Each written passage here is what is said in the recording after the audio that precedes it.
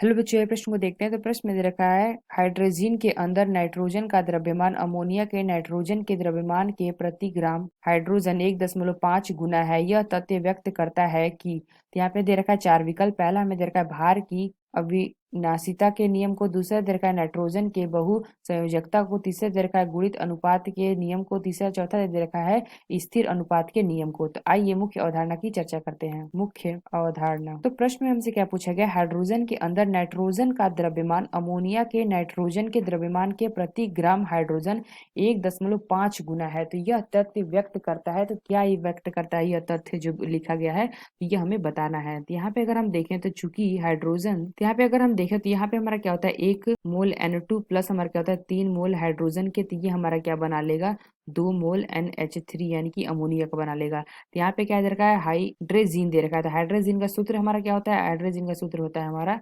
NH2NH2। तो यहाँ पे हम देखें तो चूंकि हाइड्रोजन तथा अमोनिया में नाइट्रोजन के द्रव्यमान का अनुपात प्रति ग्राम हाइड्रोजन हाइड्रोजन है। तो यहाँ पे हमें क्या दे रखा है, 1.5 गुना। तो यहाँ पे अगर हम देखें तो 1.5 यानी अगर हम देखें तो ये हमारा क्या हो जाएगा, एक, यानी कि ये हमारा क्या हो जाएगा 1.5:1। तो यहाँ से हम क्या निकाल सकते हैं, हमारा जाएगा 3/2 अनुपात हमारा आ जाएगा 1, यानी हम क्या कह सकते हैं 3:2। तो यहाँ पे अगर हम देखें तो कभी भी हम दो तत्वों का तुलना करते हैं तो अगर उसका अनुपात सरलतम अनुपात हो जाता है तो ये हमारा क्या होता है, गणितीय अनुपात के नियम को पालन करता है।